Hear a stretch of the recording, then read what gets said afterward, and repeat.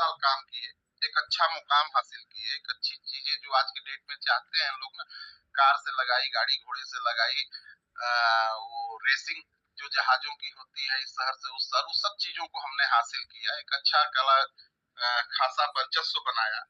लेकिन जो बोला अभी हमने ना कि उसकी मर्जी के बिना पत्ता नहीं हिलता, तो उसका मर्जी फिर उसके आगे नहीं था। जितने भी हिंदुस्तान के अंदर उस कंपनी के अंतर्गत रहे होंगे लोग, बहुत से भाई इस पोर्टल पे आज होंगे, वो सब कुछ वहीं पे धराशायी हो गया। हम लोग फिर जीरो पे आ गए, मतलब हम तो एकदम जीरो पे आ गए। लिखते पढ़ते खेलते कूदते कहिए कि मैं कला नेटवर्क मार्केटिंग के कुछ शब्दों को जाना था, और जहां एक सफलता हमने लिया, कोई भार परिवार से नहीं था, कोई परिवार से दबाव नहीं था, यानी हम अपने चॉइस से उन चीजों को हम आगे करते गए, और चॉइस से अपना नाम गाम फेम हमारा ईश्वर की मर्जी से मिलता गया। लेकिन 14 के बाद की जो स्थिति रही दोस्त, वो बहुत भयावह रही मेरे हिसाब से। लोगों के हिसाब से क्या था मुझे नहीं पता, क्योंकि पैसे की वैल्यूएशन हमने नहीं करा उस समय, समझा था कि नहीं वैल्यूएशन पैसे का भारी है, उसको बचाना चाहिए, उसको रखना चाहिए। लेकिन मैं संतुष्ट था, कभी दिल में मलाल नहीं था। एक एक रुपये के लिए तरसना शुरू हुआ 14 से। बच्चे अगर फीस मांगते तो फिर उसके लिए सोचना पड़ता, कोई 10 रुपया भी मांगता तो उसके लिए सोचना पड़ता। लेकिन अंदर से एक पावर हमेशा बनी रहती थी, शायद वो मर्जी उस परम पिता परमेश्वर की ही रही है कि कभी मैं हताश नहीं हुआ। हर चीज को एक अलग अंदाज से देखता रहा। और 2016 का समय था, हमारे गुरुदेव मिस्टर सुरेश यादव जी हमारे पास आए, हमारे 14 साल 15 साल पुरानी साथी के साथ। वो साथी आज होंगे हम लोगों के बीच में, अपलाइन के दौर में बैठे हुए हैं हमारे ऊपर, और उस दौर में वो हमारे साथ कंधे से कंधा मिला के पैरेलल चलते थे। तो आज कुछ परिणाम और परिणामों की स्थिति मैं आपको शेयर करने की जो मौका मिला है उसे मैं दे रहा हूं। थोड़ा समझने का प्रयास करिएगा दोस्तों। हर एक काम के पीछे एक भावना है, तो हर एक काम का एक परिणाम है, और उसी परिणामों को लेके हम आप इस अर्थ युग में भागते पर आते हैं। और अर्थ युग में हम आप अर्थ की वैल्यूएशन को अगर समझें और उसे बचाने का प्रयास करें, तो शायद हम अर्थ को सही मायने में एक अंजाम तक लेके जाते हैं। यानी हमने अर्थ को नहीं बचाया, परिणाम भयावह रही। अब उसके अंदर डीप में नहीं जाएंगे, नहीं तो मैं भावुक भी हूँ, वो फिर बिगड़ जाएगा खेल बताने के बजाय। मतलब जब हमने 16 में जुड़ा तो हमें जाना था भीलवाड़ा, और आप लोग सोच सकते हैं कि भीलवाड़ा जाने के लिए हमारे सुरेश सर का, हमारे विजय सर का, सबका था कि नहीं चलना है, आपको कुछ लोगों को लेके चलना है। लेकिन अंदरूनी प्रेशर जो मेरे दिमाग में आ रहा था वो था कि मैं 1 रुपये के लिए मांगा था, कि मैं मांगू तो किससे मांगू। परिवार में हम बच्चों में बड़े थे, हमारे 2 बहनी जो अपने परिवार में थी हमसे बड़ी थी। पिता का स्थान कह लीजिए मैं था, क्योंकि वो जब जब लाइफ में कुछ बोलते थे तो वो चीज हम उनको छट दे देते थे कि लीजिए काम कर लीजिए, करा लीजिए, जो कुछ XYZ होता था। तो वो और भी सीना चौड़ा करते थे कि नहीं मेरा बेटा जैसा चाहता हूँ वैसा करता है। लेकिन 14 के बाद वही पिता हमारे कुछ डीप व्यवस्था में गए, क्योंकि वो जान गए कि नहीं इसके पास कुछ है नहीं।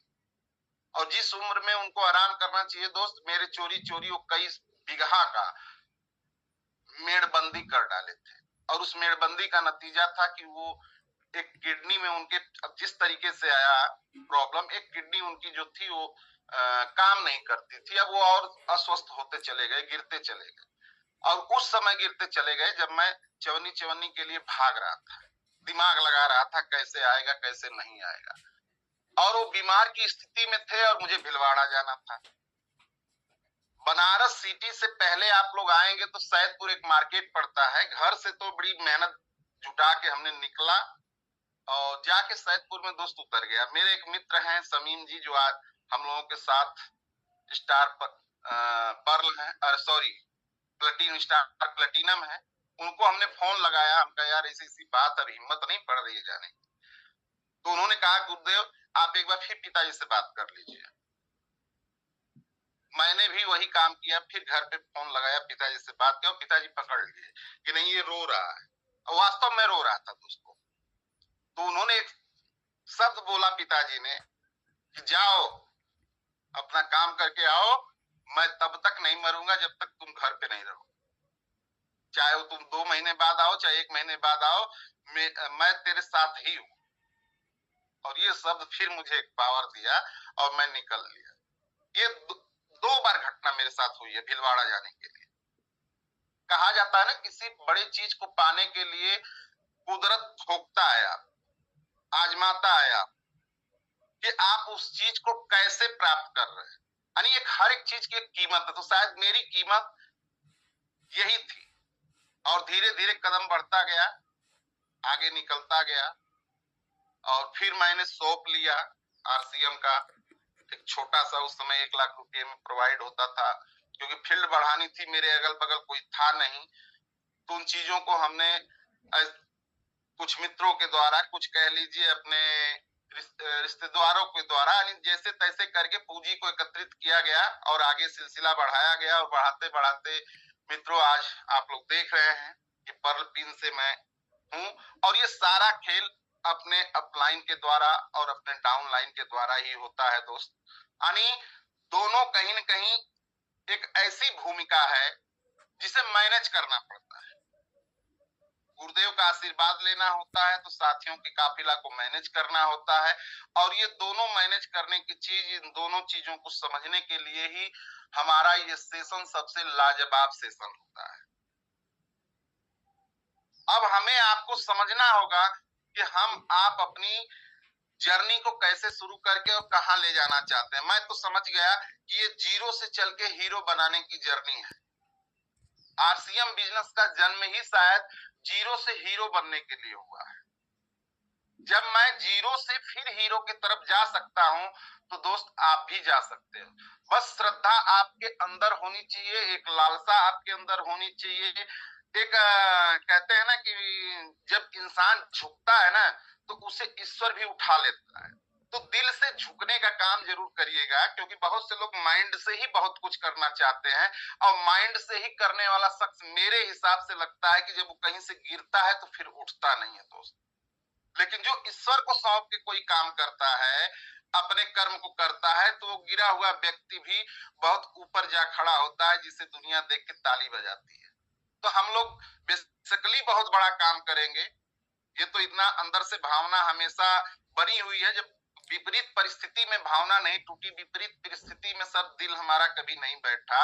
विपरीत परिस्थिति जब हमारे पास थी, 1-1 रुपये के लिए मैं तरसता था, तब भी सर 1,50,000 का काम करने के लिए एक अंदर से जज्बा आता था कि इतना तो मैं करूंगा ही करूंगा।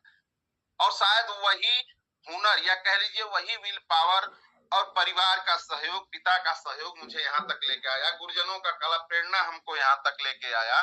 और आज मैं आप लोग के बीच में स्टोरी अपनी बता रहा हूँ। यानी यहाँ के नेटवर्क मार्केटिंग में, और जहां हमने 15 साल गुजारा वहां के नेटवर्क मार्केटिंग में दिल्ली आसमान का अंतर है दोस्तों। हमारा रियल में व्यापार नेटवर्क मार्केटिंग अगर कोई है तो क्रय और विक्रय संबंधित है। और बाकी जहां केवल जोड़ने और बाकी केवल पब्लिक के पैसे से खेलने की बात आती है ना, वहां आप लोग कभी ऐसा काम न करिएगा जैसा कि हम लोग 15 साल का परिणाम लिए। एक बहुत अच्छी खासी ऊंचाई जाके एक बहुत डीप व्यवस्था में आए। वो तो शुक्र है परम पिता परमेश्वर का कि फिर हम लोगों को खड़ा करने के लिए, हम लोगों को और उससे बड़ा काम कराने के लिए यहाँ पे गुरुजनों का हाथ पकड़ाए। और आज आप लोगों के बीच में ये चीज देने में सक्षम हुए। नहीं तो स्थितियां दोस्त बहुत खराब थी। अब उसे बहुत बताने में मतलब अंदर से मेरी वो भावना वो हो जाएगी, इसलिए उसको मैं बहुत अंदर लेके नहीं जाता हूँ। आप लोग बस तो समझते रहिए कि नहीं, गिरा हुआ इंसान जमीन पे, लोग कहते हैं ना कि गिर जाने वाला व्यक्ति कभी खड़ा नहीं होता है। क्यों नहीं खड़ा होगा दोस्त? खड़ा होगा। लेकिन आप उस कदर से अपने माहौल में रहिए, उस कदर से अपने लोगों के बीच में रहिए। आप एक मतलब सुसज्जित तरीके से सुसज्जित लोगों की काला प्रेरणा को लीजिए। गिरा हुआ इंसान बहुत कुछ कर सकता है। दौड़ असली वही है दोस्त, जो दौड़ में पीछे होने के बाद या दौड़ में गिरने के बाद भी खड़ा होने की क्षमता रखते हैं। तो वो विल पावर ईश्वर ने हम लोगों को दे रखा था। और धीरे धीरे हमारा समय स्टोरी का खत्म भी हो रहा है, क्योंकि बहुत कम समय में स्टोरी बतानी है। तो फिर कभी मिलेगी कला अवसर तो आपको हम बताएंगे, डिटेल्स, पारिवारिक डिटेल्स भी बताएंगे, कैसे क्या है हमारे परिवार में, किस तरीके से फिर हम लोगों ने कला जर्नी को कायम किया। तो मैं चाहूंगा कि over to doctor Hanslal Maurya sir, आप अपना कार्यभार संभालें। Thank you sir.